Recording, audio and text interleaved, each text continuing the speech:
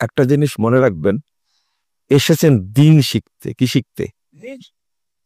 আসলে শ্রোতাদের ব্রেন, কান, চোখ এই ভাইরাস বক্তগুলো নষ্ট করে দিয়েছে। ভাইরাস বক্ত বুঝেছেন তো?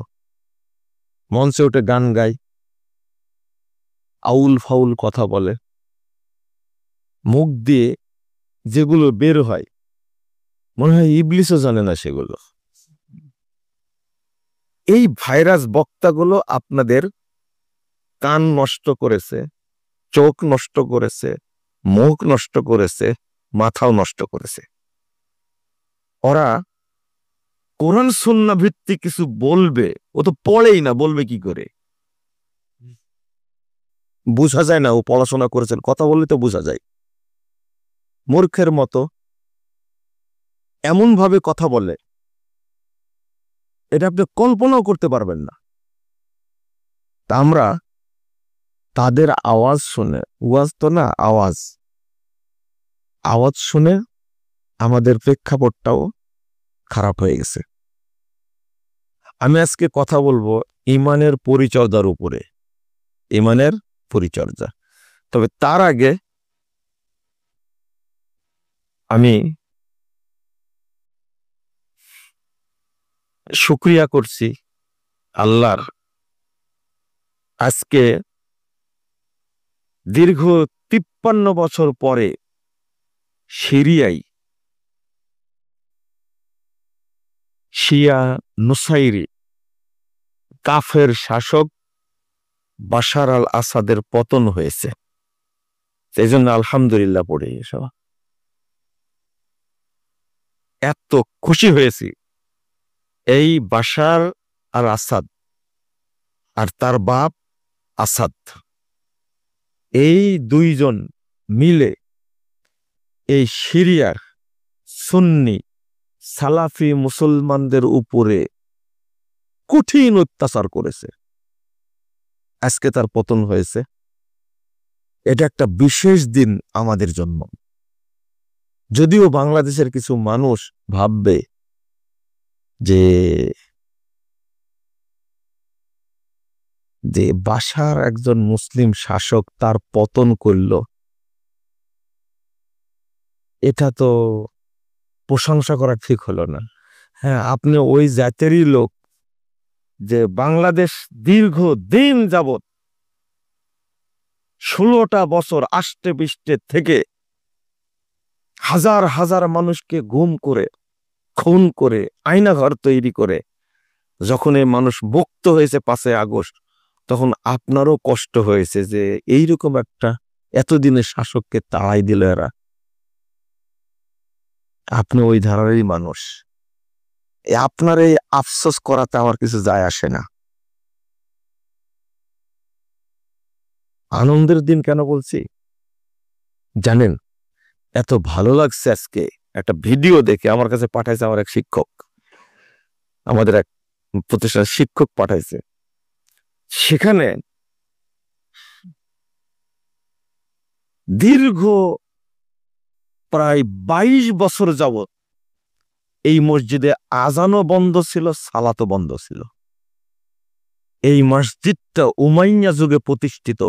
এই মসজিদ হলো সালাফিদের, আহলেল হাদিসদের প্রতিষ্ঠান। মসজিদ বন্ধ করে দিয়েছিল এই শয়তান। আজকে মুক্ত হয়েছে আলহামদুলিল্লাহ। এবং একজন বিদ্রোহী সেনা আজান দিচ্ছে এত সুন্দর কণ্ঠে, এটা শুনতেই যেন মনে হচ্ছে আবার শুনি। দীর্ঘদিন পর ওই জায়গাতে দাঁড়ায় আজান দিচ্ছেন, কি আনন্দে উৎফুল্লে, আর কি দারুণ সুরে আজানটা দিচ্ছে। এতদিন আজান হতো না সেই জায়গাতে। 2 নম্বর, যে জেলখানায় সিরিয়ায় ইমাম ইবনে তাইমিয়াকে আটকে রাখা হয়েছিল, সেই জেলখানা আজকে তারা মুক্ত করে দিয়েছে। এই জায়গায় রেখে তাদেরকে নির্যাতন করা হতো। এই জেলখানাতেই শেখ আলবানী রহিমাহুল্লাহ ছিলেন। এই সিরিয়াতে কি পরিমাণ যে স্মৃতি রয়েছে, কত বড় বড় আলেমের জন্ম সেখানে। এই সিরিয়া দখল করে রাখছিল এই অপবিত্র শিয়া নুসাইরি শয়তানগুলো। আল্লাহ তাদের আজকে পতন করেছেন। বলেন আলহামদুলিল্লাহ। খুশি হতে পারেন নেব না, তাই না? এই বিদ্রোহী ভাইয়েরা, আমি কিন্তু আগে বক্তব্যে বলতাম যে সিরিয়াতে যে সংগ্রামটা করছে বিদ্রোহী গ্রুপটা, এই গ্রুপটাকে অস্ত্র এবং অর্থ সহযোগিতা করছে সরাসরি সৌদি আরব এবং কুয়েত আর দুবাই। আল্লাহ এতদিন পরে উন্মুক্ত করে দিয়েছে, আলহামদুলিল্লাহ আলহামদুলিল্লাহ। কত যে আনন্দ ভিতরে, আপনি বুঝবেন না, কারণ আপনি ইবনে তাইমিয়াকেও ভালোবাসেন না, ইমাম ইবনুল কাইয়িমকেও ভালোবাসেন না। সবার কবর ওই জায়গা আছে, কত নবীর কবর ওই জায়গা আছে। এমন একটা জায়গা পৃথিবীতে মানুষ কোথাও জায়গা পাবে না। এটা আল্লাহ বলছেন, রাসূল সাল্লাল্লাহু আলাইহি ওয়াসাল্লাম আল্লাহর কাছে দোয়া করছেন, আল্লাহ তুমি সিরিয়ার উপরে বরকত নাজিল করো। সবাই সিরিয়ায় আশ্রয় নেবে এমন একটা জায়গায়। এই সিরিয়াতে ঈসা আলাইহিস সালাম দামেস্কে তিনি নামবেন এবং ইমাম মাহদী তার সাথে দেখা হবে এই সিরিয়াতেই। এই সিরিয়াতে সালাত আদায় করে যখন বের হবেন ঈসা আলাইহিস সালাম, তখন গেটেই পেয়ে যাবে দাজ্জালকে, দাজ্জালকে এখানে হত্যা করবেন। এত স্মৃতি সিরিয়ার।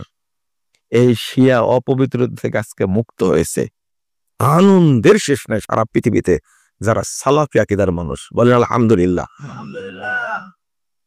এর চেয়ে খুশি হব, এটা বলে দিচ্ছে, এর চেয়েও খুশি হব যেদিন ইরান থেকে শিয়া মুক্ত হবে।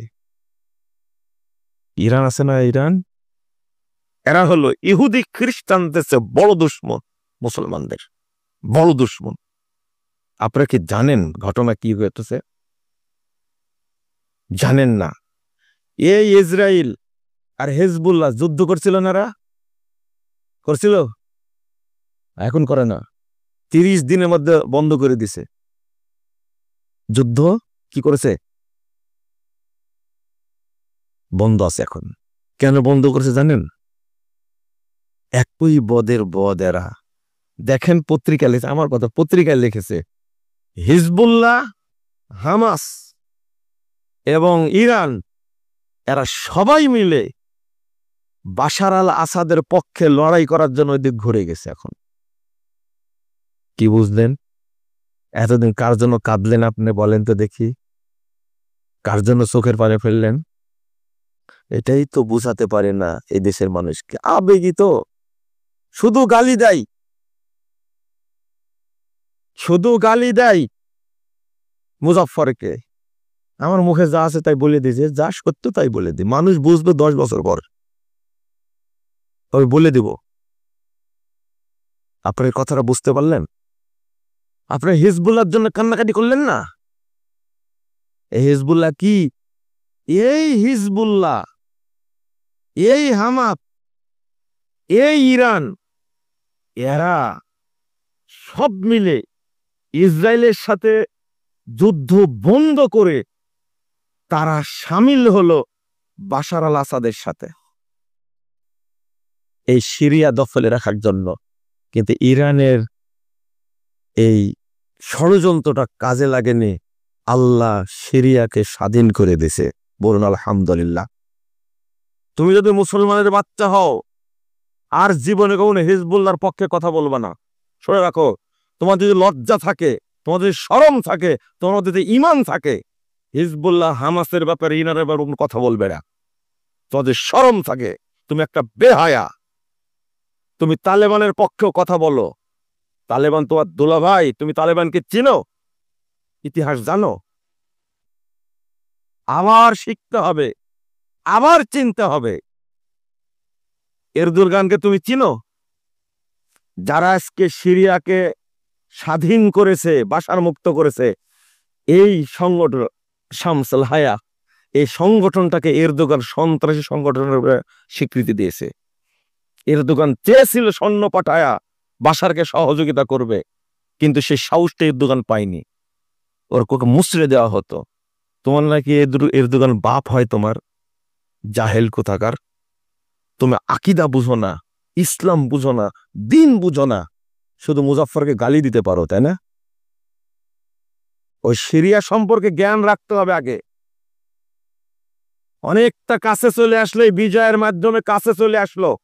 আল্লাহ যেন কিয়ামত পর্যন্ত এই সিরিয়াকে সালাফিদের দখলে রাখেন, বলেন আলহামদুলিল্লাহ। আল্লাহ তুমি কবুল করো, কিয়ামত পর্যন্ত যেন থাকে।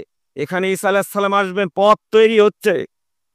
যাও, তোমার বাপ গেছিল নাকি, কালো কাপড় পরে গেছিল ওই জায়গায়, নাই কেন আজকে? বুঝেননি কথা? কালো কাপড় পরা থাকবে, এরাই হবে ইমাম মাহাদির কি অনুসারী। কি পাগলের পাগল! এখন কি হবে? এখন কিন্তু প্রমাণ হয়ে গেল অনেকটাই যে ইমাম মাহাদি আসার সময়টা খুব কাছে চলে আসছে, তাই না? কাছে চলে আসছে। এটা আর একটা দখল হবে, খুব তাড়াতাড়ি মনে রাখবেন, সেটা হলো ইয়ামান। কি? ইয়ামান খুব তাড়াতাড়ি দখল হবে এবং শিয়া মুক্ত হবে ইনশাআল্লাহ। মুহাম্মদুর রাসূলুল্লাহ সাল্লাল্লাহু আলাইহি ওয়াসাল্লাম এই দুইটা দেশের জন্য দোয়া করেছেন। মুমিনরা মক্কাতেও টিকতে পারবে না, অবশেষে মুমিনরা আশ্রয় নিবে সিরিয়া এবং ইয়ামানে। এই দুইটা দেশ দখল করেছিল কারা? এই শিয়ারা। আপনাদের এই সম্পর্কে জ্ঞান রাখতে হবে, কথা বুঝতে পারলেন? আমার খুতবাটা উল্টা যাইতো, শুনতে চাই না, যে কি বলে পাগলের মতো। কিন্তু ঘটে একদিন, ঘটবে ইনশাআল্লাহ। ইয়ামানে যুদ্ধ চালাচ্ছে সৌদি আরব, এককভাবে চেষ্টা করছে এই হুতিদেরকে এখান থেকে উৎখাত করবে, করেই ছাড়বে ইনশাআল্লাহ, করবেই। এই হুতিরা আক্রমণ করে হারামাইনের উপরে, চিন্তা করতে পারছেন?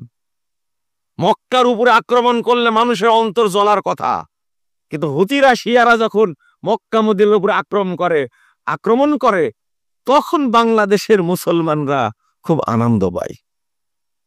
হ্যাঁ, সৌদি আরবকে শিক্ষা দেয় ছাড়বে। তুমি ন্যাংটা লাগো, কিচ্ছু হবে না ইনশাআল্লাহ। চিনো সৌদি আরবকে? সৌদি আরব সেই জাতের যে আমেরিকার প্রেসিডেন্ট বাইডেনের ফোন ধরে না মোহাম্মদ বিন সালমান। কষ্ট লাগছে? খুব কষ্ট লাগছে, তাই না? কি জিনিস সৌদি আরব আগে বুঝতে হবে। মোহাম্মদ বিন সালমান বলেছে আমার সময় নাই ফোন ধরার। শেষে বাইডেন এসেছিল তেল মারার জন্য সৌদি আরবকে, পুতিনও যাই তেল মারার জন্য। আর তুমি এখান থেকে ন্যাংটা হয় খুব সমালোচনা করছো, তাই না? আমি তোমাকেই বলছি, কিন্তু আমাকে গালি দাও যে, এতদিন থেকে গালি দিচ্ছ তুমি, তাও তো কিছু করতে পারেন সৌদি আরবের। কত দোয়া করছে আল্লাহ সৌদি আরবকে ধ্বংস করুক, মোহাম্মদ বিন সালমানকে ধ্বংস করুক, সালমানকে ধ্বংস করুক, এই রাজতন্ত্রকে ধ্বংস করুক। রাজতন্ত্র সম্পর্কে কিছুই জানে না। তোমার গণতন্ত্র খুব ভালো, ওই যে 16 বছর ছিল গণতন্ত্র, একবার শেষে দিয়েছে, তোমার তাও লজ্জা হবে না। তুমি তো একটা বেহায়া একটা, তুমি কি ইসলাম বুঝো? বাংলাদেশের গণতন্ত্র দেখলে আরে ইবলিসও হাসে, হাসে না ইবলিস? তোমার তো শরম করা উচিত। এই গণতন্ত্রের তলে তুমি মাথা দিয়ে সৌদি আরবকে গালি দাও, তোমার তওবা করা উচিত। অনেক ভালো আছে সৌদি আরব, অনেক অনেক অনেক ভালো আছে, আরো ভালো থাকবে ইনশাআল্লাহ। তুমি তো গালি দিয়ে কি করবে? সৌদি আরবকে এমন গালি দেয়, এটা একবার লজ্জাও করে না। হারামাইন দুইটা যে দেশে আছে, এই দুইটা জায়গাকে যাদের মাধ্যমে আল্লাহ পাহারা দিচ্ছেন, তাদের বিরুদ্ধে তুমি বদদুয়া করো, তাই না? তোমার ঈমান নাই, তুমি একটা কাঁচা শিয়া একবারে, অরিজিনাল শিয়া একবারে। বাংলাদেশের মিডিয়াগুলো এত খারাপের খারাপ, এত খারাপের খারাপ, সারাদিন সৌদি আরবের বদনাম করে, সারাদিন বদনাম করে। আর আমরা সৌদি আরবের পক্ষে কথা বলি, তাই তোমাদের খুব লাগে, তাই না? লাগে। থাকবে না এই সমস্ত ফালতুমে ইনশাআল্লাহ, ধর্মের না ব্যবসা থাকবে না। আল্লাহ যেন মুসলিম বিশ্বকে হেফাজত করে, বলেন আমিন। আর একটা স্বাধীন দেখতে চাই ফিলিস্তিনকে। এই ফিলিস্তিন দ্রুত স্বাধীন হবে ইনশাআল্লাহ, হবে। এই ইসরায়েলদেরকে আল্লাহ ধ্বংস করবেন, ধ্বংস করেই ছাড়বেন ইনশাআল্লাহ। কত যে অপতথ্য, কত নোংরা তথ্য ছড়াই এগুলোর ব্যাপারে। বাংলাদেশের মানুষ শিক্ষা অর্জন করবে না, করবে। তালেবান সম্পর্কে বলছিলাম, কষ্ট তো পেলেন। এই তালেবানরা সালাফি মুসলমান যারা আছে সেখানে এদেরকে বন্দি করে রাখছে, সব মসজিদ তালা দিয়ে দিছে। তালেবানরা আহলে হাদিসদের সমস্ত মাদ্রাসা বন্ধ করে দিয়েছে। সরকার গঠনের আগেই এই তালেবানরা সবচেয়ে বড় আলেম আহলে হাদিসদের সালাফিদের বড় আলেম শেখ মুতাওয়াক্কিল, তাকে এবং তার বড় ছেলেকে গুম করে 7 দিন পরে টুকরো টুকরো করে তার দেহটা ফেরত দিছে। এরা হলো মাজার পূজারী। কি পূজারী? মাজার পূজারী।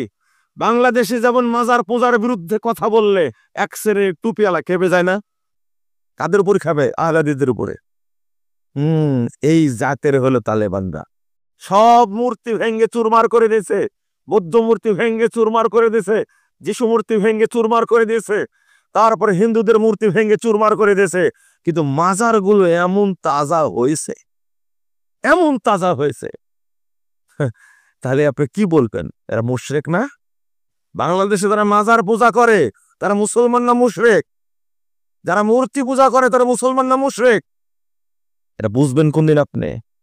আর মাজার পূজার বিরুদ্ধে বললে বাংলাদেশের টুপিওয়ালারা কি খেপা খেপে। এই ছেলেরা যারা বিশ্ববিদ্যালয় কলেজে পড়াশোনা করে, হাই স্কুলে প্রাইমারি থেকে নিয়ে সব ছেলেরা বেরিয়ে গেল, মাত্র কয়েকদিনের মাথায় সব ছেলে মাঠে নামলো।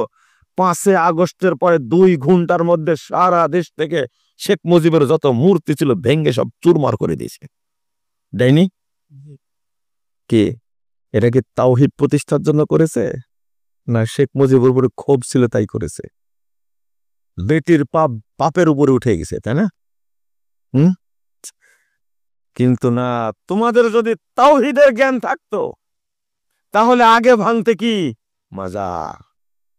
তাহলে তোমাদের এই বিপ্লবটা তাওহীদের উপরে হয়নি।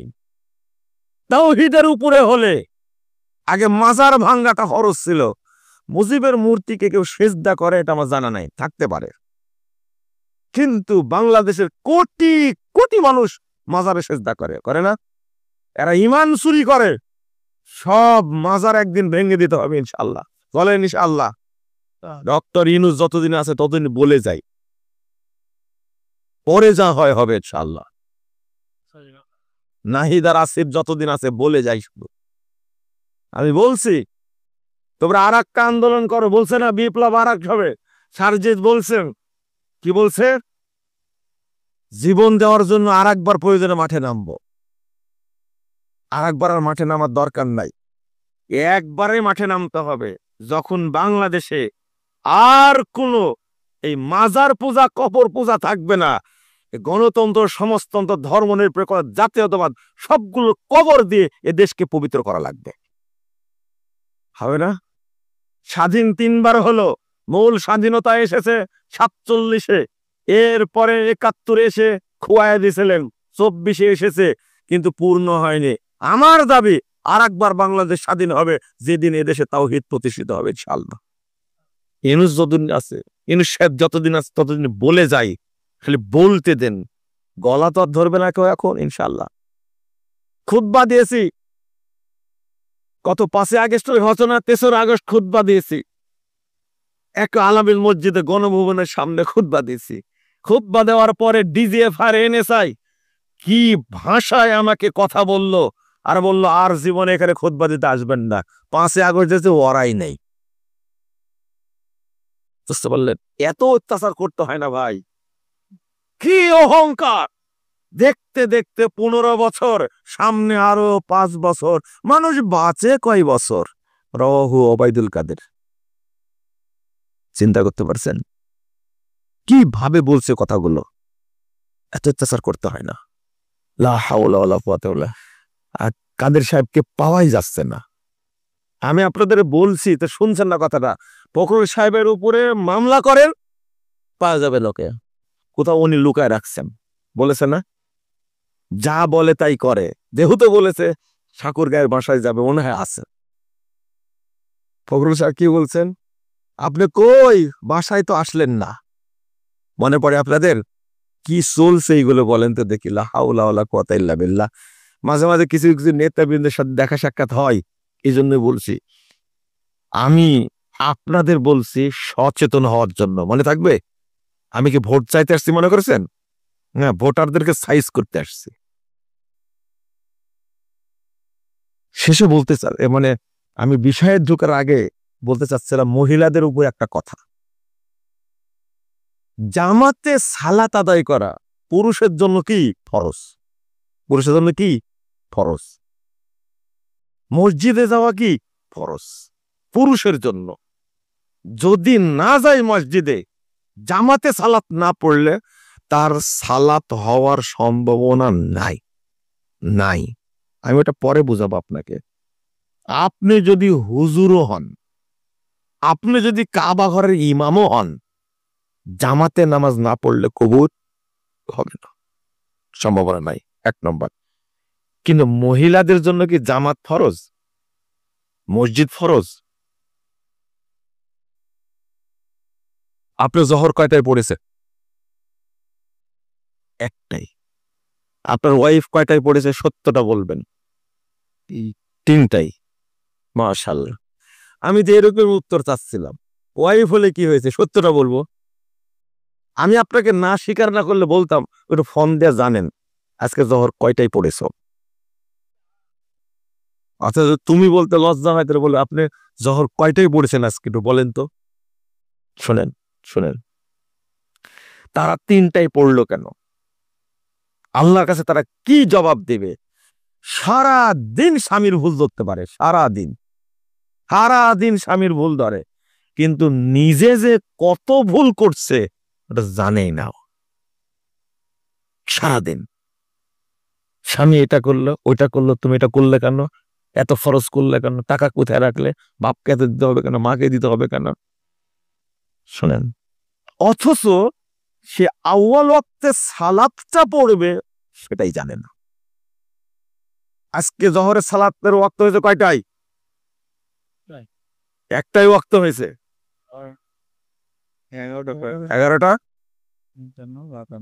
11:56 কত?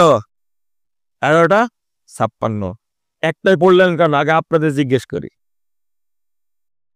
কার ওয়াক্তে পড়লেন? আপনার ওয়াক্তে, না আল্লাহর ওয়াক্তে, না মসজিদের ওয়াক্তে? মসজিদের ওয়াক্তে। আল্লাহর ওয়াক্তে পড়লে আপনাকে পড়তে হবে, ওয়াক্ত হওয়ার 15 থেকে 20 মিনিটের মধ্যে জামাত করতে হবে। কত? আল্লাহর ওয়াক্তে পড়তে হলে আল্লাহ বলছেন ফাস্তাবিকুল খায়রাত, তোমরা সালাত দ্রুত পড়ে নাও, ওয়াক্ত হয়ে গেলে সবার আগে সালাত পড়ো। আল্লাহ রাসূল সাল্লাল্লাহু আলাইহি ওয়াসাল্লাম 148 নম্বর আয়াত সূরা বাকারা। আল্লাহ রাসূল বলেন লাউ ইয়ালামুনা মা ফিত তাহজির, যদি মুসল্লিরা জানতো খুব দ্রুত সালাত পড়ার মধ্যে, ওয়াক্ত হওয়ার সাথে সাথে সালাত পড়ার মধ্যে কি পরিমাণ কল্যাণ আছে, কি বরকত আছে, কি প্রতিদান আছে, কি নেকি আছে, লাস্তাবাকু ইলাইহি, তাহলে সব কাজ বাদ দিয়ে আগে তাড়াতাড়ি সালাতটা পড়ে নিত। 615 নম্বর হাদিস সহিহ বুখারী। আপনি পড়লেন না কেন? আরো ফজিলত শুনবেন আপনি। আজকে মাগুরা থেকে এক ভাই ফোন দিয়েছেন আমাকে আসার পথে, ওই জন্য কথা আপনাদের বলছি সরাসরি। বলছেন যে ভাই আমি যদি, আমাকে বলছেন ভাই আমি যদি ওয়াক্ত হওয়ার আগেই ওযু করে রেডি থাকি তাহলে কি সমস্যা নাই তো? মানে আমি আউয়াল ওয়াক্তে সালাত পড়বো, এই জন্য ওযু করে ওয়াক্ত হওয়ার আগে রেডি থাকবো। আসলে এটা তো শরীয়ত, তাই না? কত অ্যাডভান্স মানুষটা দেখেন। তখন আমি হাদিসটা শোনাই দিলাম।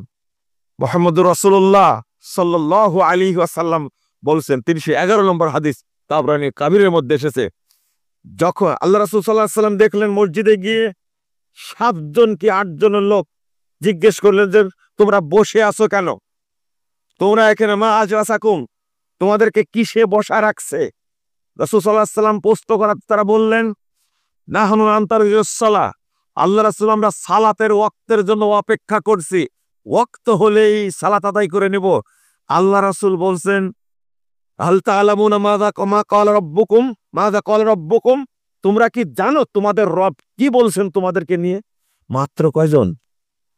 7 জনকে নিয়ে আল্লাহ বলছেন। তখন রাসূল সাল্লাল্লাহু আলাইহি ওয়াসাল্লাম বলছেন, তোমরা কি জানো তোমাদের ব্যাপারে আল্লাহ আরশ থেকে কি বলছে? বলেন সুবহানাল্লাহি ওয়া বিহামদিহি। 7 জন মানুষ সালাত আদায় করবে, ওয়াক্তের জন্য অপেক্ষা করছে মসজিদের দেওয়ালে ঠেস দিয়ে। ঠিক ওই মুহূর্তে আল্লাহ রাসূল এসে বলছেন, তোমরা কি করছো, কেন বসে আছো, কিসে বসা রাখছে? তখন বলছেন না সালাত, আল্লাহ রাসূল সালাত পড়বো তো ওয়াক্তের জন্য অপেক্ষা করছি। তখন বলছেন হাল তাআলামুনা, তোমরা কি জানো মাযা ক্বালা রাব্বুকুম, তোমাদের রব কি বলছেন? তখন বলছেন আল্লাহু ওয়া রাসূলুহু আ'লাম, আল্লাহ রাসূল ভালো জানে, আপনি বলেন কি বলছেন। তখন রাসূল সাল্লাল্লাহু আলাইহি ওয়াসাল্লাম বলছেন, ক্বালা আল্লাহু তাআলা মান হাফাযাস সালাওয়াত, আল্লাহু আকবার, বলছেন যে ব্যক্তি ওয়াক্ত অনুযায়ী সালাতকে যে ব্যক্তি হেফাজত করবে, ফা ইন্না লাহু আহাদুন ইনদি, অর্থাৎ তার জন্য আমার কাছে আছে কি? অঙ্গীকার আছে, অঙ্গীকার আছে। কি অঙ্গীকার? আন উদখিলাহুল জান্নাহ, আমি আল্লাহ তাকে জান্নাত দান করব। মানে সালাত আদায়ের জন্য অপেক্ষা করলে আল্লাহ একজন হলেও তার জন্য বলতে থাকেন, এই ওয়াক্ত অনুযায়ী সালাত পড়লে আমি তাকে জান্নাত দেব, সালাতটা পড়ে নিলে জান্নাত দেব। তো আপনি এই সুযোগটা নিলেন না কেন? আরেকটা হাদিস আসছে আবু দাউদের 430 নম্বর হাদিস, রাসূলুল্লাহ সাল্লাল্লাহু আলাইহি ওয়াসাল্লাম বলছেন, ক্বালা আল্লাহু তাআলা, সাহাবীরা শুনো, আল্লাহ তাআলা আমাকে বলছেন, ইন্নী ফারাজতু আলা উম্মতি খামসা সালাওয়াত, ও উম্মত শুনো, আমি তোমার উম্মতের উপরে 5 ওয়াক্ত সালাতকে ফরজ করেছি, 5 ওয়াক্ত সালাতকে ফরজ করেছি।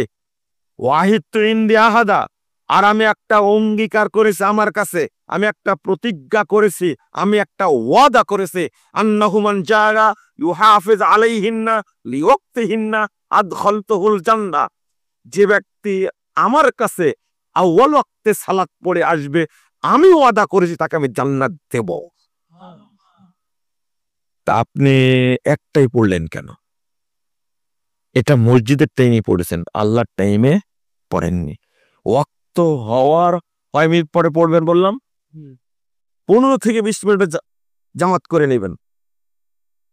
এক, ওয়াক্ত হবে, আজান দিয়ে দিবেন। আসর পড়তে পারেন ঠিক টাইমে, ফজর পড়তে পারেন ঠিক টাইমে, সবচেয়ে কঠিন সালাত এই দুইটা। জহর কেন পারেন না? সারা বাংলাদেশে জহরের সালাতটা মাযহাবীদের কাছে অত্যাচারিত, আহলে হাদিসদের কাছে অত্যাচারিত। আহলে হাদিস ইমাম, আহলে হাদিস সভাপতি, মসজিদের সভাপতি, সেক্রেটারি, মসজিদের মুসল্লিরা এই জহরের উপরে যে অত্যাচার করছে, এর জবাব কিয়ামতের মাঠে আল্লাহর কাছে দিতেই হবে, দিতেই হবে। আপনি কেন পড়ছেন? আর আপনার ওয়াইফ হলে তো আমি বলবো না তাকে জবাব দিতে হবে না শাস্তি শুরু হবে। আপনি পড়ছেন একটাই, আপনার ওয়াইফ পড়ছে 3টাই, তখন কিন্তু আসর হয়ে গেছে। কি হয়ে গেছে? একটা মাসালা শুনেন আজকে, কোনো দিকে কান দিবেন না, এদিক তাকা থাকেন, কোনো দিকে কান দিবেন, আমার দিকে তাকান, বুঝেন না ভালো, না বুঝলে কিন্তু দোষ আমার না আপনার দোষ।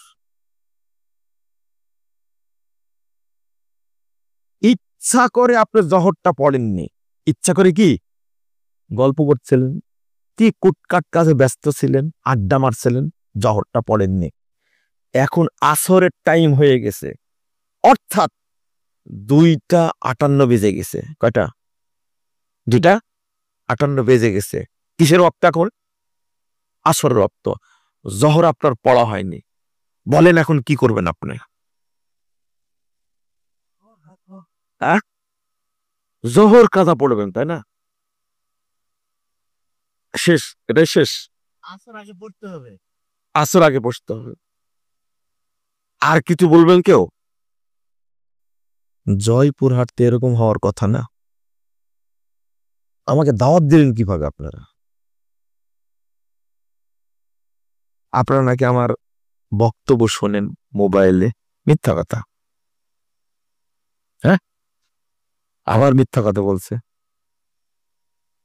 আমার বক্তব্য শুনলে এই প্রশ্নের উত্তর তো দিতে পারতেন আপনি। কে বললো এটা? কে বললো? দাঁড়ান তো।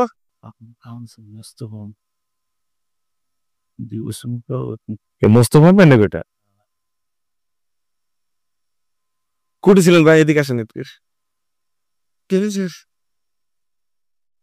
খুব সরল সোজা মানুষ, এতদিন পরে দেখা হইলো আপনার সাথে। হ্যাঁ, এত শীত লাগছে, মাথাটা নামান না একটু। বর দেখবেন, মাশাআল্লাহ, এবার দেখা যাচ্ছে। দেখ, মোস্তফা ভাই খুব সহজ সরল মানুষ। হ্যাঁ, আল্লাহ আপনাকে কবুল করুক, আমিন। কি বললেন আপনি? তওবা করতে হবে, তারপরে কি পড়তে হবে? আসর থেকে শুরু। এটাই কিন্তু রাইট অ্যান্সার। শুকরিয়া, জাযাকুমুল্লাহ খায়রান। হয়তো সরাসরি শোনেন, কিন্তু মোবাইলে শুনেছে বক্তব্যটা, আপনি আজকে শোনেন। তাহলে একজনকে পাওয়া গেল বক্তব্য শোনেন, বাকিরা জিরো। জিরো বুঝেন তো? গোল্লা, শূন্য। তাহলে মাসালাটা কি হবে? কেন ডাকলাম বুঝতে পারছেন? এবার কানে ঢুকছে? আর জহর নাই, আপনার হুকুম এখন আপনি কাফের। কি? এখন কাফের আপনি। হতে পারে আপনি 80 বছর ধরে নামাজ পড়েন, এক ওয়াক্ত সালাত ইচ্ছা করে পড়েননি, টাইম পার হয়ে গেছে। 22,128 নম্বর হাদিস, মুসনাদে আহমদ। আল্লাহ রাসূল বলছেন, লা তাতরুকান্না সালাতান মাকতুবাতান মুতাআম্মিদান। শুনেন, আল্লাহ রাসূল সাল্লাল্লাহু আলাইহি ওয়াসাল্লাম বলছেন, কখনোই তুমি একটা সালাত ইচ্ছা করে ছেড়ে দিও না। টাইম পার হয়ে গেছে মানে কি? ছেড়ে দিয়েছেন। হাইন্নাহু মান তারাকা সালাতান মাকতুবাতান মুতাআম্মিদান ফাকাদ বারিয়াত মিনহু যিম্মা। এক হাদিস। আর একটা হচ্ছে খরাজা আনিল মিল্লাহ, ইসলাম থেকে বেরিয়ে গেল। আর একটা হবে জিম্মা থেকে বেরিয়ে গেল। আপনি বলবেন জিম্মা মানে আল্লাহর রহমত থেকে বেরিয়ে গেল, ঠেকা পড়েছে আল্লাহর রহমত দেওয়ার, মানে খরাজা আনিল মিল্লাহ, সেই ইসলাম থেকে কি হয়ে গেল? বেরিয়ে গেল। আপনি ইচ্ছা করে পড়েছেন, এখন আপনি কাফের। এখন আপনার প্রথম কাজ, যদি আপনি সালাত পড়তে চান, মুমিন হতে চান, তাহলে তওবা করে ইসলাম গ্রহণ করতে হবে। কি করতে হবে? ইসলাম গ্রহণ করতে হবে। তওবা করে ইসলাম গ্রহণ করতে হবে। এরপরে আপনি আসর পড়বেন। কি পড়বেন? যে জহরটা পড়েননি, আপনি কাফের অবস্থায় হয়ে গেছেন, এখন আর জহর পড়া লাগবে না। এখন মনে করছেন, আহারে মুসলমান তো হলাম, আসর তো পড়লাম, জহরের মতো একটা সালাত আমি ছেড়ে দিলাম, কিভাবে মাপ পাবো, কিভাবে বাঁচবো? আহা, জহরের সালাত এত গুরুত্বপূর্ণ, আমি কেন ছাড়লাম? এই আফসোস করে যদি এই জহর সালাত 1 কোটি বার পড়েন, এক নেকিও হবে না। এর নাম সালাত। আর যে নামাজই পড়ে না, তার জানাজা নিয়ে আপনি টানাপাড়া করছেন। বুঝেননি কথা? যে নামাজই পড়ে না, শুধু রমাজান মাস আসলে শয়তান পড়ে, শুধু জুমার দিনে পড়ে, আপনি তাকে নিয়ে চিন্তা ভাবনা করছেন, ওকে জানাজা দিব কি দিব না, কাফন পরাবো কি পরাবো না। সি সি সি সি, এক ওয়াক্ত সালাত চলে গেছে, ওয়াক্ত পার হয়ে গেছে, ইচ্ছা করে করেছেন এটা, ইচ্ছা করে করেছেন এটা, আপনি আর মুসলিম না, আপনার মুসলিম না। এক। 2 নম্বর, বেনামাজি যদি হয়, আরে ভাই, তাকে তো গোসল করানোই যাবে না। ওটা আপনার বাপ হলেও, মা হলেও, সন্তান হলেও বেনামাজি গোসল করানো যাবে না। বেনামাজিকে কাফন পরানো যাবে না। গোসল করালে পানির হিসাব দেওয়া লাগবে আপনাকে। কিসের হিসাব? পানি। পানি ঢাললেন কেন? ও কাছে গরম করাবেন, পানিটা ঘন করাবেন না, আগুনের হিসাব দেওয়া লাগবে। পানি গরম করাতে হলে বিদ্যুৎ পোড়ানো লাগবে, না হলে কি খড়ি পোড়ানো লাগবে, হিসাব দেওয়া লাগবে আপনাকে। আপনি কাফন যে কিনবেন, এই কাফনের টাকার হিসাব দেওয়া লাগবে আপনাকে। কাফনই বলবে, কাফনই সাক্ষী হবে আপনার। এই মুশরিক, এই কাফের গায়ের উপরে আমাকে দিয়েছে, এই কাজ করেছে, এর বিচার চাই। কবর খোঁড়া যাবে না। কবর খুঁড়বেন কেন? গোরস্থানে তার কোনো জায়গা আছে? ওর জন্য খুঁড়বেন কেন কবর? না, কবর খোলা যাবে না, যাবেই না। আর কোন নামাজি যদি জানা যায় যান, তাহলে মুশরিকের জন্য দোয়া করলে দোয়াটাই হারাম।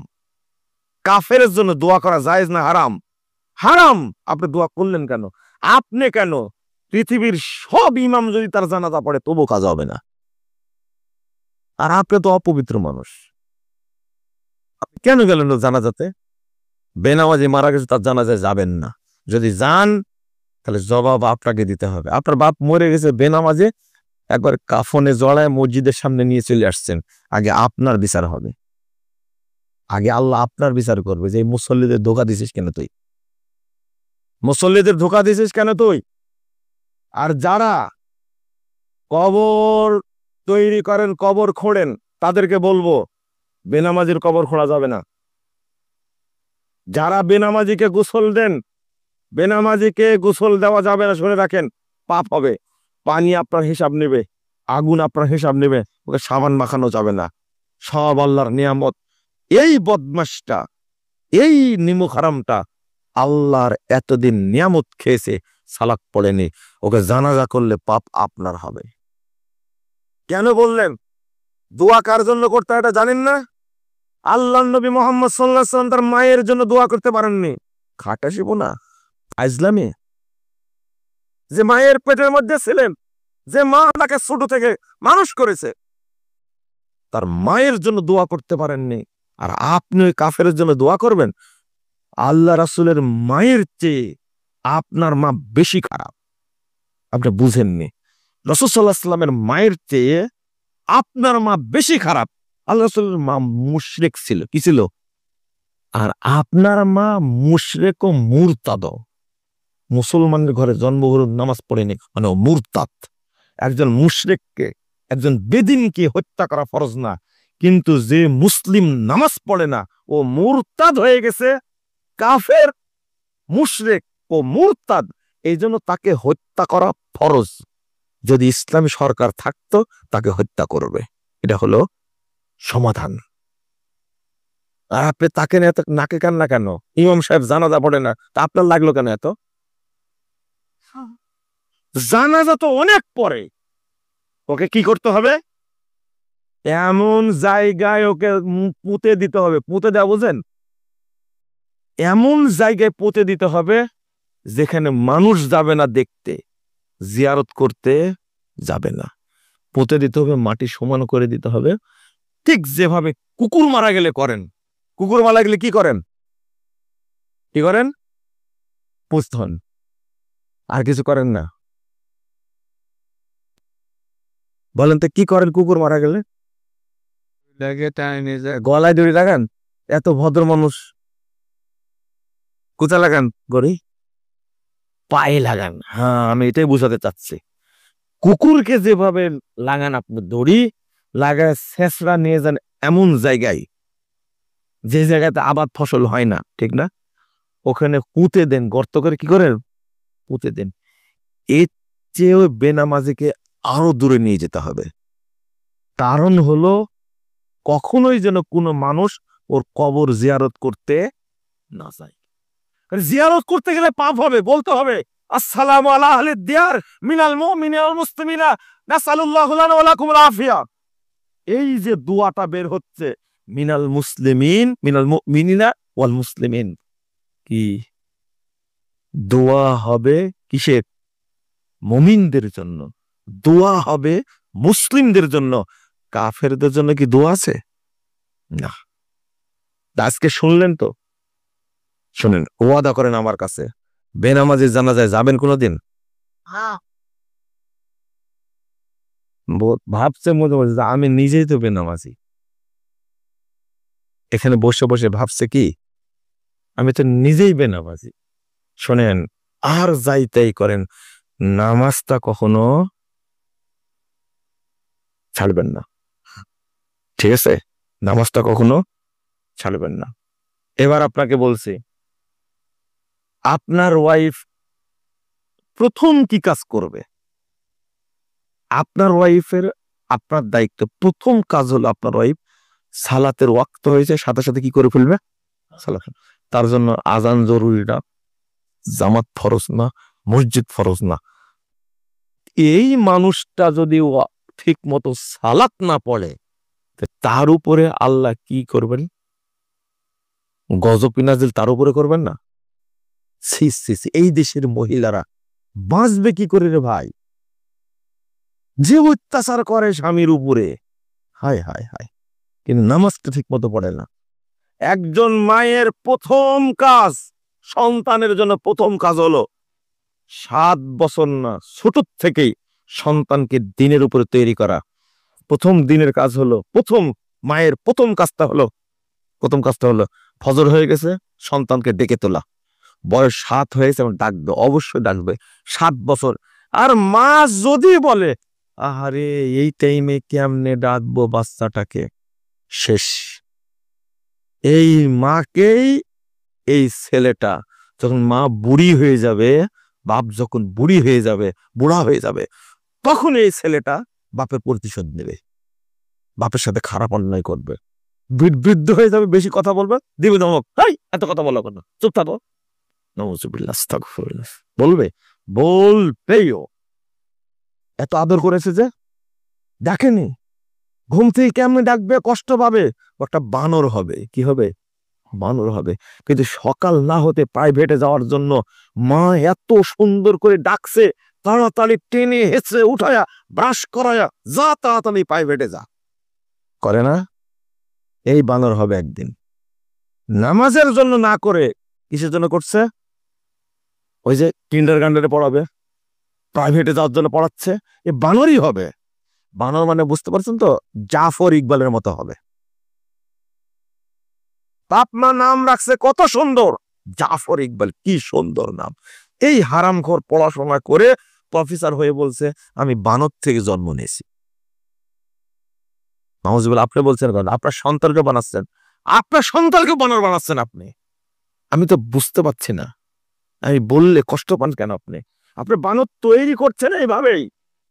আল্লাহ নবী সাল্লাল্লাহু আলাইহি ওয়াসাল্লাম বলেছেন ইন্নাল্লাহা ইউবগিযু কুল্লা আলিমিন বিদ-দুনিয়া জাহিলিন বিল আখিরাহ। জামিউস সগীর গ্রন্থে, হাদিস গ্রন্থের 1879 নম্বর হাদিস, সনদ সহিহ। আল্লাহ রাব্বুল আলামিন প্রত্যেক ওই সমস্ত জ্ঞানীর উপরে গজব নাজিল করেন যারা দুনিয়া সম্পর্কে জানে, দিন সম্পর্কে জাহেল। দুনিয়া সম্পর্কে আলেম, দিন সম্পর্কে জাহেল, পরকাল সম্পর্কে জানে না। আল্লাহ তাদের উপরে 24 ঘন্টা গজব নাজিল করেন, অভিশাপ করেন। আপনি অভিশপ্ত। আমি এই জন্যই তো বলছি, কারণ অনার্স পাস করেছেন, মাস্টার্স করেছেন, আপনি পিএইচডি করেছেন, এরপরে আপনি পড়তে পড়তে পড়তে বিসিএস ক্যাডার হয়েছেন, হওয়ার পরে সচিব হয়েছেন, বড় পদের অধিকারী হয়েছেন, হওয়ার পরে আলেমকে দেখলে আপনার গায়ে আগুন জ্বলে। একজন কোরআনের হাফেজকে দেখলে আপনি সহ্য করতে পারেন না, সবসময় ট্রিট করতেই থাকেন, এরা হলো ফকিরি বিদ্যা পড়েছে, ভিক্ষা করে খায়। আপনার তুচ্ছ তাচ্ছিল্য দেখে প্রমাণিত হয় আপনি মানুষ না, আপনি অভিশপ্ত একটা মানুষের পেট থেকে আপনি জন্ম নেননি। কিসের শিক্ষা এটা? আপনি এত বড় শিক্ষিত মানুষ, বিয়ে করার পরে স্ত্রী মিলনের সময় বিসমিল্লাহ বলেন না। আপনার চেয়ে জাহেল আর কে? কে আপনার চেয়ে জাহেল? আপনি ওযু করাই জানেন না, মুতাই জানেন না, আপনি পেশাব করা বুঝেন, আপনি পেশাব করতে জানেন না। এত গর্ব কেন আপনার? কি শিখেন। ইবলিস আপনার চেয়ে বড় শিক্ষিত, মনে রাখবেন। সবার চেয়ে বড় শিক্ষিত কে? ইবলিস না? তো আপনি সচিব হয়েছেন তো কি হয়েছে? জাজ হয়েছেন তো কি হয়েছে? ইঞ্জিনিয়ার হয়েছেন তো কি হয়েছে? ডাক্তার হয়েছেন তো কি হয়েছে? আপনি শরীয়ত সম্পর্কে জানেন না, মানে আপনি অজ্ঞ, আপনি মূর্খ, আপনি জাহেল। জাহেল না হলে আপনি কসাই হন, ডাক্তার না হয়ে কসাই হয়েছেন, আপনি ডাকাত হয়েছেন। ইঞ্জিনিয়ার না হয়ে আপনি জানোয়ার হয়েছেন একটা। কেন জানোয়ার হলেন আপনি?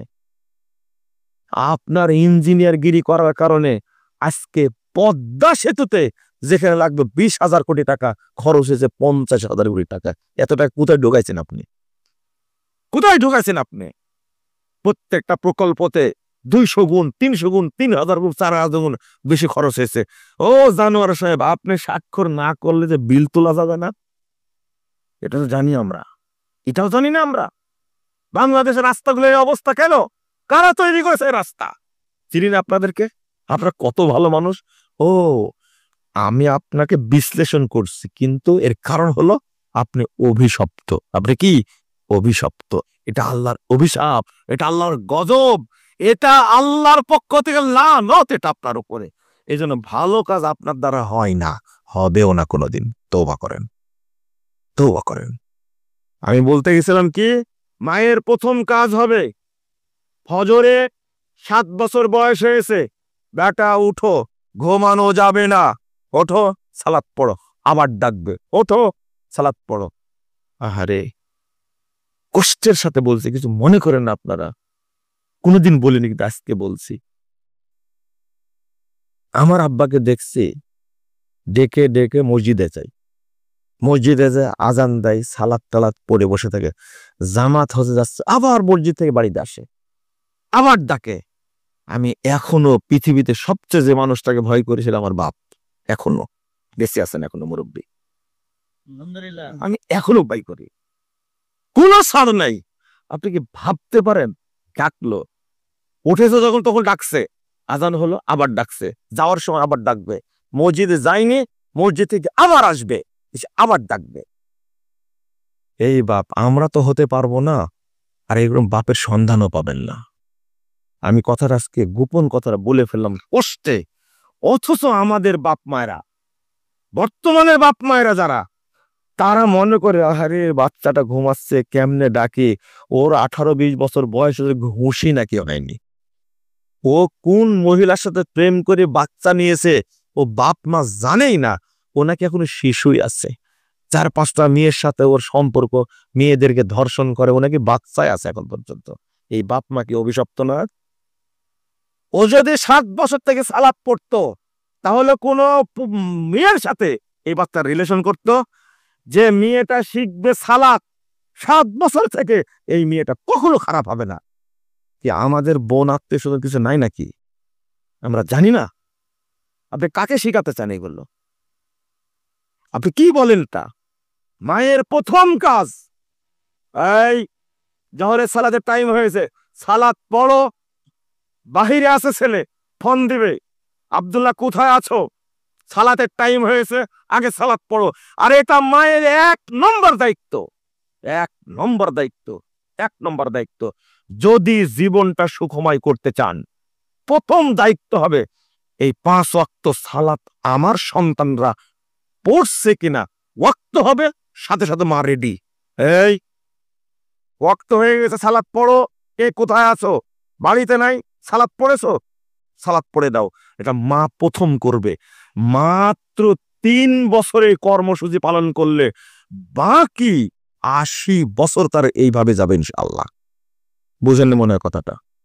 শিখান আগে, আপনি শিখান ব্যর্থ হয়েছেন আপনি। মা তো নিজেই জোহরের সালাত 3টায় পড়ে, ছেলে পড়েছে না খোঁজ নিবে না। মা অন্য সব খোঁজ দিতে জানে। এই ক্লাসের টাইম হয়ে যাচ্ছে, তাড়াতাড়ি বের হ, তাড়াতাড়ি বের হ, খাওয়া দাওয়া কর, খুব রেডি। স্কুল টাইমে মা কি করে বলেন তো দেখি? আগে লাঠি নাই হাতে, বের হ তাড়াতাড়ি, পড়তে যাবি না মানে? স্কুলে কি যেতে চায় ছাত্ররা বলেন দেখি? পৃথিবীতে এরকম কোন ছাত্র আছে যে চাই আমি স্কুলে যাব? আর রবি ঠাকুর তাই বলছে যে শিক্ষক মরে না কেন। রবি ঠাকুর সে বলছে, নিজে লেখছে, আমার খালি মনে হতে একজন শিক্ষক মরে গেলে কত ভালো কথা। রবি ঠাকুর যখন এই কথা বলেছে, পৃথিবীর কোনো লোক নাই যে ইচ্ছা করি পড়েও, ক্লাস অন্তত যেতে চায় না। ছাত্র জীবন সুখের জীবন যদি না হয় পরীক্ষা, এটা জানেন তো ভালো করে, তাহলে কোনো ছাত্রই চায় না স্কুলে যায় প্রতিদিন। এর চেয়ে বড় কষ্টের জার্নি আর কিছু নাই, ক্লাসে যাওয়া। কিন্তু মা বলছে একবার আজরাইলের মতো মা রেডি, ওই স্কুলে যাবি না মানে পিঠটা সাল তুলে দেব। ও মা, সালাতের টাইম হলে এরম করতে পারেন না আপনি? দাঁত বের করতে পারেন না আপনি? খেতে দেব না তোকে, সালাত পড় আগে। পারেন না কেন? পারেন না কেন? পিঠায় লাল করে দিবেন। স্কুলে না গেলে মারতে হতে হবে, এইটা আল্লাহ বলেননি, রাসূল বলেননি। কিন্তু সালাত না পড়লে কি বলেছেন? পিটাও, পজিটিভ। তাদের লাগাও পিটনি একবারে। আপনি কি বুঝলেন? প্রথম কাজ কর্ম, একজন মায়ের প্রথম কর্মসূচি কি বলতে, কি বললাম? প্রথম কর্মসূচি কি বললাম?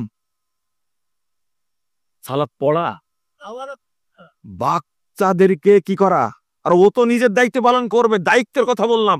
প্রথম দায়িত্ব হলো বাচ্চাদের উপরে ঠিক টাইমে, সালাতের টাইমে সালাত পড়ে নেওয়া।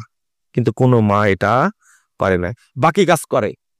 এই যে ক্লাস করে আসলো, মনে করেন দুপুরে খেতে না খেতে বিকালে প্রাইভেট, রেডি হতে হতে টিচার চলে এসেছে, দেখছেন ও রেডি, কিন্তু তাড়াতাড়ি জামা কাপড় গুলো রেডি করে দিয়ে সাথে সাথে বলবে তাড়াতাড়ি প্রাইভেট আসছে, প্রাইভেট আসছে। তাও কি প্রাইভেট পড়বে? অঙ্ক পড়বে। কি পড়বে? বীজগণিত পড়বে, পাটিগণিত পড়বে, ইংরাজি পড়বে। এই জন্য মা রেডি একবারে। আমার দাদা ইংরাজি বলতেন তো, তাই বলতেছি, দাদার ভাষা। আরে হুজুর, এটা এই টাইমে মায়েরা বেল হলে ওঠে। মাশাআল্লাহ, যে আমার পক্ষের লোক তাহলে আছে এখনো। আদায় আমাকে কেউ টাকা দেবেন না, মানুষ বুঝে কে আদায় করে আর কে বক্তব্য দেয়, মানুষ বুঝে না। দেখেন আমি কিন্তু বক্তব্য দিতেই পারিনি। কয় মিনিট গেছে? 1 ঘন্টা গেছে কেবলে। ছোট্ট যে বিষয়টা বুঝাতে চেয়েছিলাম ওটাকে বুঝা একটু রাগ করলেন। মহিলারা আজকে সারাদিন গালিগালাজ করবে আমাকে, করেন তবু ভালো হয়ে যান। ওয়াক্ত হলে সালাত আদায় করবেন, বলেন ইনশাআল্লাহ। আল্লাহ তুমি আমাদেরকে তৌফিক দান করো, বলেন তো। আবার আল্লাহ আমিন বলছে, ইনশাআল্লাহ না সাব্বা। এই দেখেন কি অবস্থা, দেখেন সূরা ফাতিহার পরে কি বলেন? তার আগে কি কালকে কালকে শুরু করেন সূরা ফাতিহা যখন বলবে ইমাম সাহেব, গায়রিল মাগদুবি আলাইহিম ওয়ালাদ-দাল্লিন আল্লাহুম্মা আমিন, কালকে বলবেন তো এখানে বললেন কেন? এত বড় দোয়া, তাই বলছেন আমিন। আর এখানে ছোট একটা দোয়াতে আবার যোগ করছেন আল্লাহুম্মা, মানে খালি যোগ করাই বুঝেন আপনারা। শুধু কি বলবেন? আমিন। মনে থাকবে? থাকবে না। একটু পরে যদি বলি তখন আবার মারবেন আল্লাহুম্মা আমিন। মুসাফা করাই শিখেননি এখন পর্যন্ত আপনি। মুসাফা করার সময় 2 হাত দেন, লজ্জাও নাই, শরমও নাই, হাওয়া নাই, বুদ্ধি নাই, বোধও নাই, মানে একবারে হাবলা আপনি। মুসাফাটা সঠিকভাবে করতে পারেন না, তা আপনি কি বলবো, শিক্ষিত বলবো আপনাকে? আল্লাহ যেন আমাদেরকে আউয়াল ওয়াক্তে সালাত পড়ার তৌফিক দান করেন, আমিন। আল্লাহ তৌফিক না দিলে তো কেউ পারবে না, পারবে কি? আগে বলি ইমামদেরকে যেন আল্লাহ তৌফিক দান করে একবারে। ঠিক বলছেন কেন? বন্ধু মানুষ তাই বলতেছি। কয়টা আজান দেন?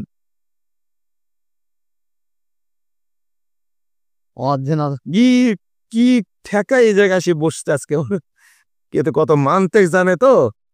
শোনেন, বড় একজন আলেম মানুষ, হ্যাঁ বড় একজন আলেম মানুষ, কিন্তু কাঁথা সেলাই করতে যে ওই গতিটাই ভুলে গেছে। নাম হলো সেলিম রাজা। আপনার কি বল? রেজা, রেজবি। আপনাকে সেলিম রেজবি বললে হয়? হ্যাঁ, বেরলো ভি। তো ইমাম সাহেব যদি ঠিক হয়, মুসল্লিরা 90% ঠিক হয়ে যাবে না? ওই জন্য বলছি আল্লাহ যেন ইমামদেরকে তৌফিক দান করে। ইমামদেরকে তৌফিক না দিলে তো হবে না। কিন্তু মানতেকটা খাটাইছে কি জানেন? আজান কখন বলছে? আজান মুয়াজ্জিন দেয়। জয়পুরহাটের মানুষের সাথে পারা যাবে বলে তো দেখি, বলছে আজান তো মুয়াজ্জিন দেয়, আমি তো ইমাম। যাক, আল্লাহ রহম করুক। ছোট ছোট 2টা কথা বলে যেটা আয়াত পড়েছি, শুনবেন তো? আগে ওয়াদা দেন কেউ উঠবেন না। জয়পুরহাটে 1.5 ঘন্টা বক্তব্য দেওয়ার পরে বলছে যে না আরো শুনবো আধা ঘন্টা। এরকম ঘটনা আছে। আমি অল্প টাইম বলি, আধা ঘন্টা পারবো না, কিন্তু অল্প টাইম। খুব গুরুত্বপূর্ণ একটা কথা। আমরা সবাই দাবি করি আমরা মুমিন, তাই না? আচ্ছা, আমি একটা না কয়েকটা হাদিস কোরআনের আয়াত অনুবাদ করব, শুধু আপনি শুনবেন আর পরে যাচাই করবেন যে আমি মুমিন কিনা, আমি মুমিন কিনা। ঈমান এত ভদ্র, এত মর্যাদাবান, ইমানের এত দাম, ইমানের এত মর্যাদা, তার ভাব এমন, ওর সাথে একটু কিছু ছোঁয়া লাগলে ইমান কি হয়ে যায়? নষ্ট হয়ে যায়, বাতিল হয়ে যায়, ইমান চলে যায়, ইমান বেরিয়ে যায়, থাকে না। রাসূলুল্লাহ সাল্লাল্লাহু আলাইহি ওয়াসাল্লাম বলছেন, আল হায়া ওয়াল ঈমানু কুরিনা জামিয়া, লজ্জা এবং ঈমান দুইটা একসঙ্গে থাকে। গরুর শিং আছে না, হ্যাঁ, দুইটা দুই পাশে থাকে না, এইরকম থাকে। আল্লাহ রাসূল বলছেন এরকম লজ্জার ঈমান পাশাপাশি থাকে। ইদা রুফিয়া আহাদুহুমা রুফিয়াল আখার, একটা যখন চলে যায় তখন আরেকটাও কি চলে যায়, ডোন্ট দেয়, থাকে না। তাহলে যার মধ্যে লজ্জা নাই তার মধ্যে কি নাই? এবার চিন্তা করেন তো আপনার মধ্যে লজ্জা আছে কিনা? লজ্জা নাই, আপনার লজ্জা নাই। মনে করেন একটা মহিলা, তার যদি লজ্জা থাকে, সে কি পেট দেখাতে পারে মানুষকে? পিঠ দেখাতে পারে? সে কি মাথার চুল খুলে একবারে নরমালি, আরে বোরকা তো দূরের কথা, ওড়না তো দূরের কথা, কিছুই নাই, পুরোটাই ফাঁকা, পোশাক তো দূরের কথা, ও ফতোয়া পরে আছে, শর্ট ফতোয়া। বলেন তো এই মহিলা নাকি নামাজ পড়ে, ওর ঈমান আছে? নাই। ওর লজ্জা নাই। লজ্জা থাকলে, যেমন কিছু মহিলা কথা বলছিল আমরা শুনলাম, আপনি বলেন তো লজ্জা আছে কিনা? নগদ নগদ, বাকি না। বলেন তো, লজ্জা নাই মানে কি? ঈমান নাই, ঈমান নাই। থামেন, আরো বলছি, খালি শুনেন। এটা 58 নম্বর হাদিস, মুস্তাদরাক হাকিমের মধ্যে এসেছে। রাসূলুল্লাহ সাল্লাল্লাহু আলাইহি ওয়াসাল্লাম বলেছেন, লা ইয়াজতামিআনে ফি কলবি আবদিন আল ঈমান ওয়াল হাসান। 3109 নম্বর হাদিস, নাসের মধ্যে এসেছে। দুইটা জিনিস কখনো আদমের অন্তরে এক জায়গায় হয় না, হিংসা আর ঈমান। হিংসা আর ঈমান। যার অন্তরে হিংসা আছে তার অন্তরে কি নাই? তাহলে কি বুঝতে পারলেন আপনি? হিংসা যার মধ্যে আছে তার মধ্যে ঈমান নাই, নাই, নাই, নাই। 9 নম্বর হাদিস, পরের হাদিসটা, আল্লাহ রাসূল সাল্লাল্লাহু আলাইহি ওয়াসাল্লাম বলেন, লা ইয়াস্তামিউ আশ-শাহওয়া ওয়াল ঈমান ফি কলবি আবদিন। আল্লাহ রাসূল বলেছেন, কৃপণতা আর ঈমান কখনো এক জায়গায় থাকে না। যে ব্যক্তি কৃপণ, সে কি বখিল, যে ব্যক্তি, তার মধ্যে কি নাই? ঈমান নাই। এই বখিলের ঈমান থাকলে দরিদ্র মানুষকে দান করত, কিন্তু বক করে না। আল্লাহ রাসূল সাল্লাল্লাহু আলাইহি ওয়াসাল্লাম বলছেন, আল হায়া ওয়াল ইয়ু শুবাতুম মিনাল ঈমান। 2027 নম্বর হাদিস, 2027 নম্বর হাদিস, তিরমিজির মধ্যে এসেছে। আল্লাহ রাসূল বলছেন, আল হায়া ওয়াল ইয়ু শুবাতুম মিনাল ঈমান। লজ্জা এবং অল্প কথা, লজ্জা এবং অল্প কথা যে বলে, এই ব্যক্তি মুমিন, এই ব্যক্তি মুমিন। ওয়াল বাযাউ ওয়াল বায়ানু শুবাতুম মিনান নিফাক। আল্লাহ রাসূল বলছেন, যে ব্যক্তির মুখ খারাপ, মুখটা খুবই অশ্রাব্য ভাষা বের হয়, আপনি যে ভাষায় কথা বলেন, আপনি আপনার স্ত্রীকে এত নোংরা ভাষায় গালি দেন, আপনার স্ত্রীর কাছে না শুনলে বোঝা যাবে না আপনার মুখ থেকে কেমন ভাষা বের হয়। এত নোংরা ভাষায় গালি দেয়, মনে হয় যে আপনি বস্তিতে জন্ম নিয়েছেন। বস্তি বুঝেন? এত খারাপ ভাষা কাকে বলবে? যখন দুই রিকশাওয়ালা ঝগড়া লাগবে তখন শুনবেন, দুই মহিলা যখন গ্রামে ঝগড়া লাগবে তখন বুঝবেন ভাষা কাকে বলে। যার মুখ থেকে খারাপ ভাষা বের হয়, ওই ব্যক্তি কি? মুনাফিক। ওই ব্যক্তি কি? মুনাফিক। ওই ব্যক্তি কি? মুনাফিক। ওয়াল বায়ান, আর যদি বক বক করে সারাদিন, এত কথা বলে, মুনাফিকদের সংখ্যা কেন বেশি হয়েছে দেখেন। ভদ্র মানুষ বলছে, আমি মনে হয় কথা বেশি বলে ফেললাম, আমি একটু কথা বেশি বলি। কেমন জাহেলে জাহেল, কথা বলে বলে কি আমি একটু কথা বেশি বলি, মানে ক্রেডিট দিতে চাই। বেয়াকুব, তুমি তো মুনাফিক। এ কথা কে বলছেন? আমি বলছি? কে বলছেন? রাসূল সাল্লাল্লাহু আলাইহি ওয়াসাল্লাম বলছেন, যে বক বক করে, বেশি কথা বলে, সে কি? মুনাফিক। ওর মধ্যে ঈমান আছে? অর্থাৎ যে মুখ দিয়ে খারাপ ভাষা প্রয়োগ করে এই ব্যক্তি মুনাফিক, ঈমান নাই।